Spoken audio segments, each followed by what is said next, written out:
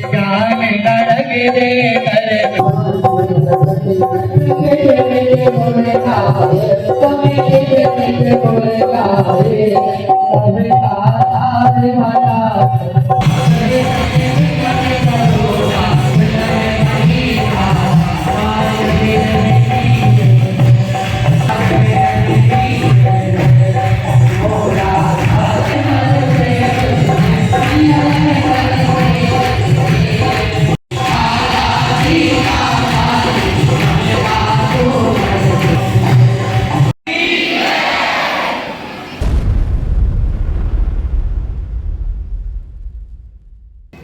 जरूरी भी है, धन कमाना भी है, क्योंकि हमें परिवार का संचालन करना है, उनका भरण पोषण करना है, तो हमें वो पूंजी तो कमानी होगी, लेकिन साथ ही साथ एक और पूंजी कमाओ।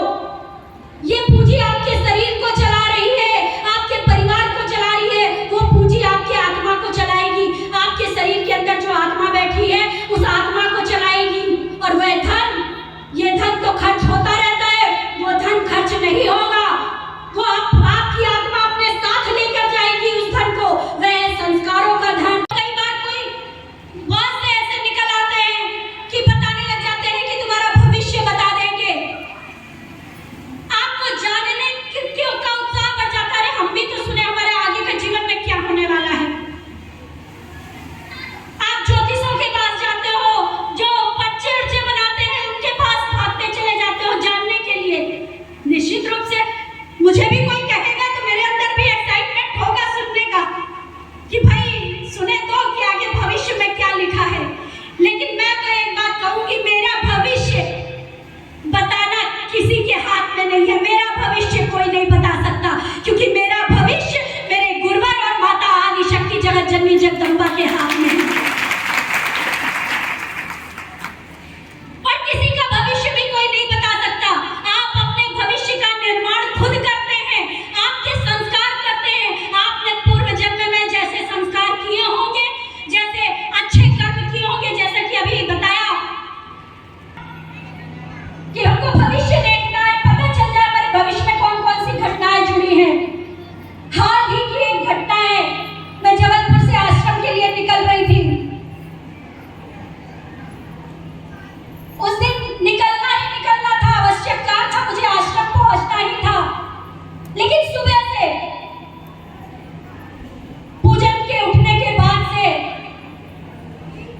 ऐसा लगा जैसे माँ मुझे रोक रही है, गुरुवर मुझे रोक रहे हैं कि नहीं नहीं जाना है। कुछ अनुभूतियां हुई, उन अनुभूतियों के विषय में कुछ मर्यादाएं हैं तो शायद मैं ना बता पाऊं, लेकिन वो मुझे महसूस हुआ। और मैंने उसको कभी कभी, हम लोग भी अज्ञानी, तो इतना ज्ञान गुरु जी के पास रहने के बाद, होने के बाद भी मैं अपने आप को अज्ञानी कहूंगी कि मैंने उस पर विचार नहीं किया। मुझे लगा कि हो सकता है कुछ घटनाएं आसपास भी होती है, उसकी वजह से ऐसा कुछ हो रहा होगा। लेकिन निकलने के कुछ समय पहले मैंने पूरा दृश्य देख लिया। माँ ने सोचा कि ये रुकने वाली नहीं है, ये समझ नहीं रही है, ये अपने आप को ज्यादा होशियार समझ रही है। माँ ने मुझे पूरा दृश्य दिखा दिया कि क्या घटना होने वाली है।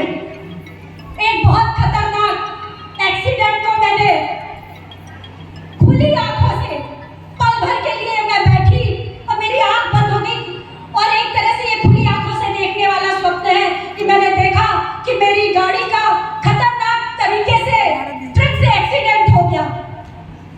इतना देखने के बाद भी मैंने माँ गुरुवर को नमन किया।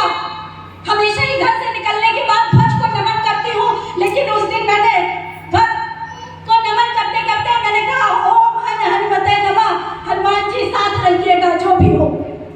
और ये कह के निकल गई।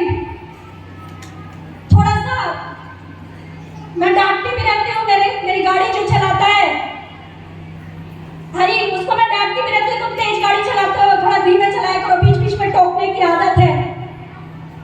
उस दिन जब भी मैं आश्रम के लिए निकलती हूँ, मेरे साथ एक चीज और होती है। ऐसे तो पूरी रोड में गाय खड़ी होती हैं, जो कि गलत है।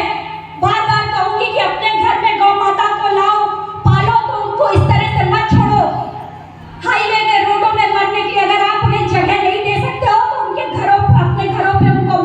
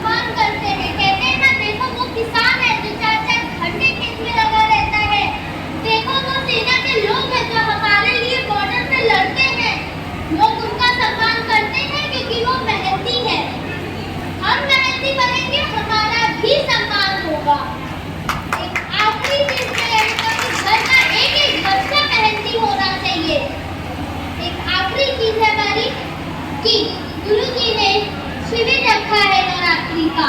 उस शिविर में आप सभी